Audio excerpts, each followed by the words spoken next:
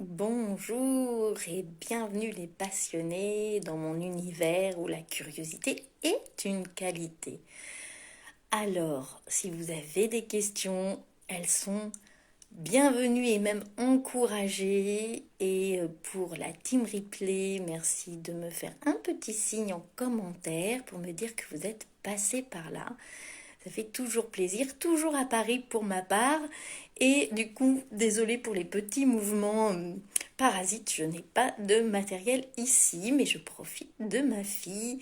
Donc aujourd'hui, pour faire suite au live d'hier, si vous ne l'avez pas vu, donc voilà, c'est un peu la suite, mais vous pouvez voir ce live sans avoir vu celui d'hier, où je vous parlais de la voie rouge. Et je vous donnais les fondements de ce que veut dire la voie rouge.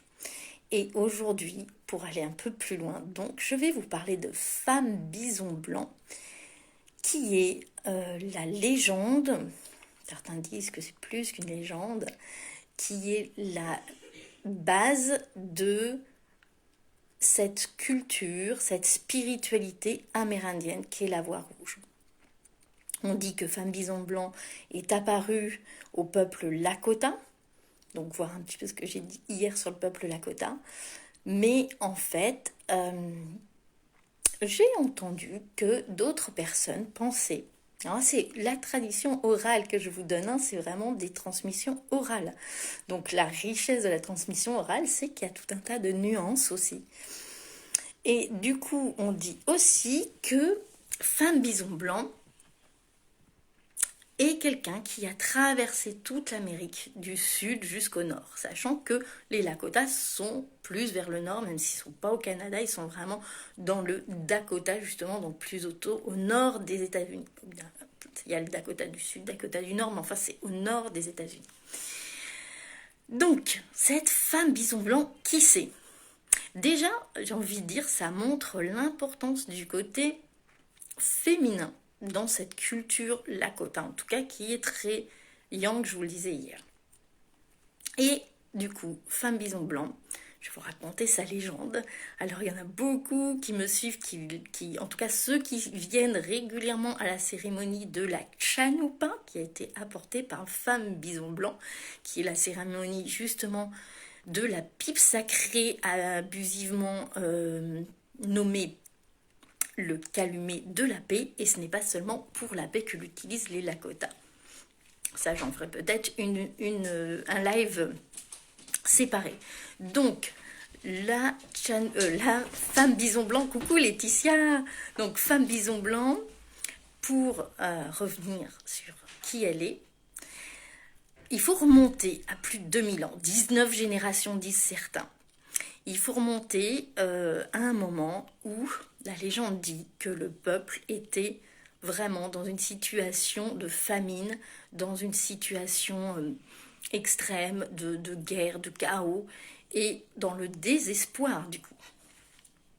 Et donc deux jeunes hommes vont essayer de chasser pour trouver de quoi nourrir leur communauté.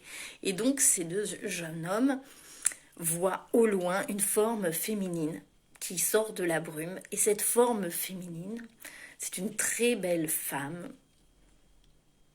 tout en blanc, avec, certains disent, un bison à côté d'elle. Et comme elle est très jolie, le premier vient vers elle avec des envies de luxure, dirons-nous, enfin vraiment avec des intentions de la posséder. Et quand il approche d'elle, alors il y a plusieurs versions. Il y a une version où elle ouvre son manteau, elle le prend dans son manteau, elle rouvre son manteau et il tombe tout en cendres. Il y a une version où un nuage se forme au-dessus de lui, il est foudroyé et pareil, il tombe en cendres. Quoi qu'il arrive, encore d'autres versions il me semble, oui, que c'est de la brume qui l'entoure et il ne reste plus que ses os. En tout cas, quoi qu'il arrive, il est complètement détruit. Le deuxième jeune homme se prosterne devant elle et se rend compte de sa puissance, en fait. Et il se rend compte que cette puissance peut être au service de son peuple, qui a besoin de la puissance pour pour survivre, puisqu'il est en manque de nourriture, de tout ce dont on a besoin pour survivre. Coucou Aurélie.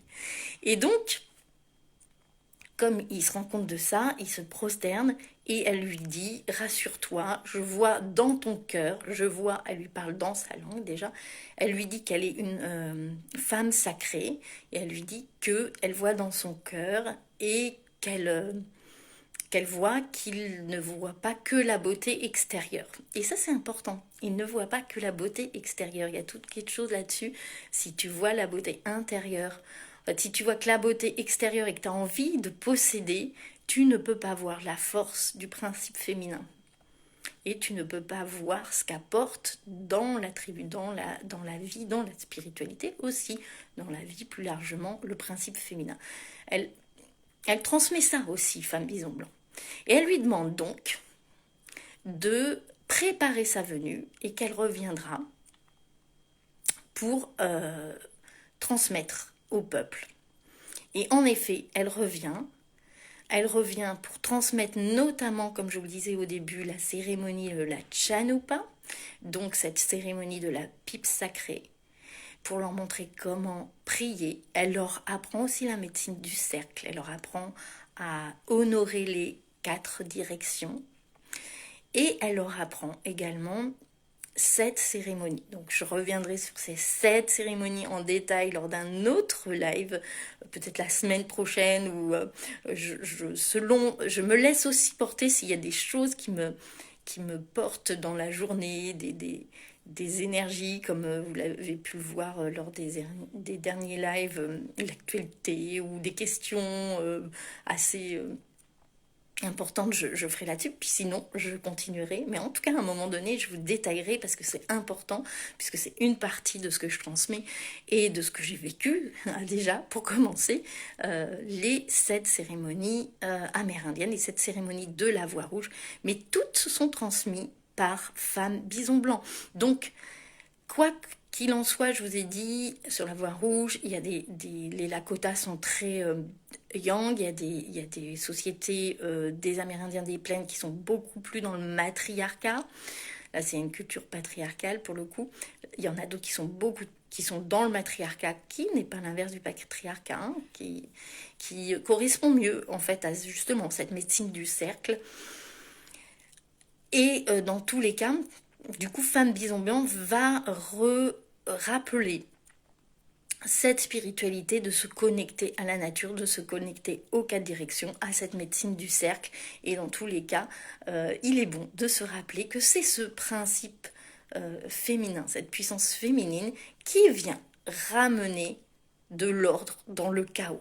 Même si on dit souvent, et c'est pas faux, qu'il manque de structure dans le principe féminin, mais en même temps, c'est elle qui vient ensemencer la spiritualité, qui vient apporter les cérémonies donc à tous les peuples de la voie rouge. Donc c'est la figure à connaître.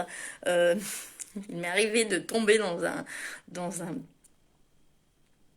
une transmission, enfin dans un stage, voilà, dans un stage d'une personne qui a pignon sur rue, qui se fait la porte-parole de la voix de l'Indien, etc., qui ne connaissait absolument pas cette légende, alors que c'est vraiment le fondamental, la base de tout ce qui est de la voie rouge. Et je vous parlerai donc des cérémonies une autre fois, mais déjà, dites-moi, là je vois qu'il y a quand même des personnes en direct. Est-ce que vous connaissiez, est-ce que c'est clair pour vous, est-ce que vous connaissiez cette Laetitia, sans doute, puisque tu es venue à une hutte de sudation, qui est une des autres cérémonies. Peut-être Aurélie, est-ce que tu connaissais cette légende, qui est pour moi en fait plus qu'une légende, parce qu'elle vient vraiment emmener l'énergie, j'ai envie de dire, emmener tellement de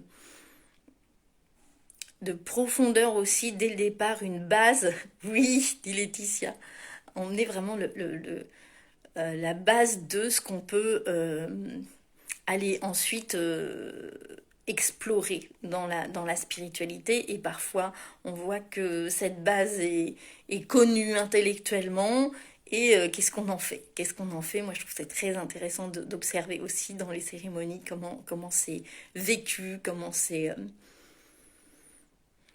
Les Indiens disent marcher sa parole. J'en ai déjà parlé, marcher sa parole, c'est quelque chose de très important. Ça veut dire que les actes sont en adéquation avec les pensées, avec notre engagement, etc.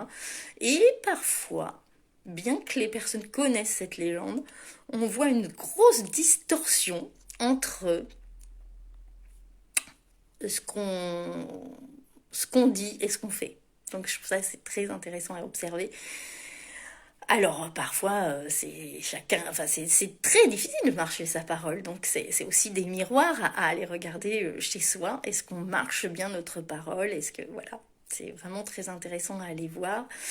Et j'ai envie de dire, alors oui, quelque chose que j'avais vraiment envie de vous dire sur Femme Bison Blanc, parce qu'elle part en disant je reviendrai ou quelque chose comme ça, elle donne un message d'espoir.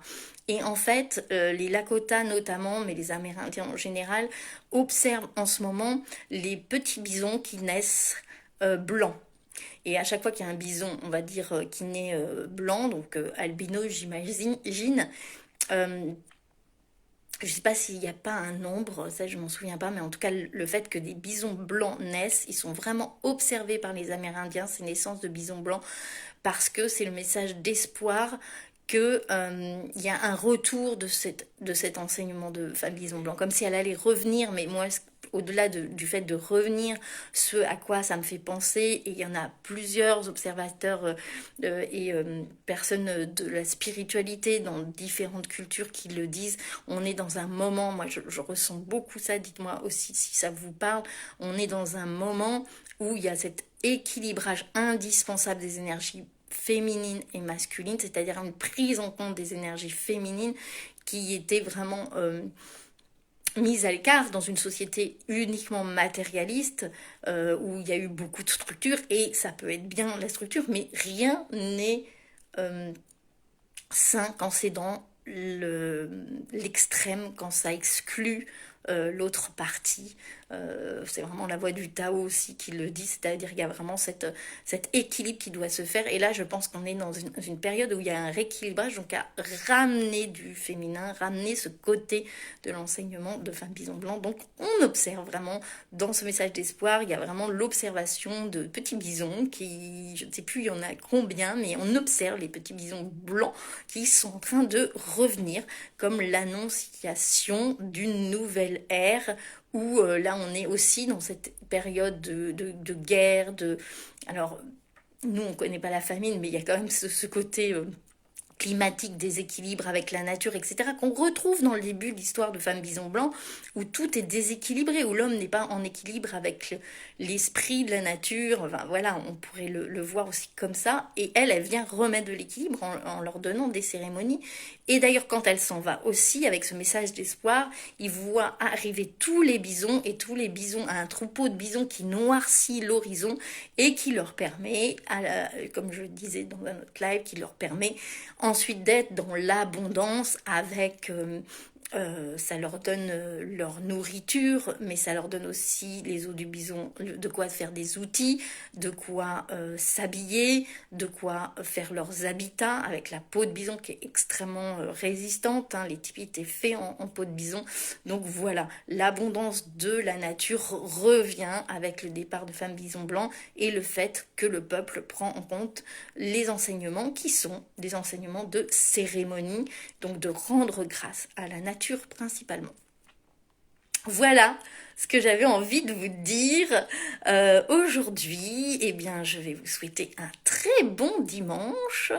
Et puis, je pense que je vais revenir rapidement en facecam pour vous dire un petit peu ce qui se passe pour la semaine prochaine notamment. Voilà, je vous souhaite un bon dimanche et puis à demain.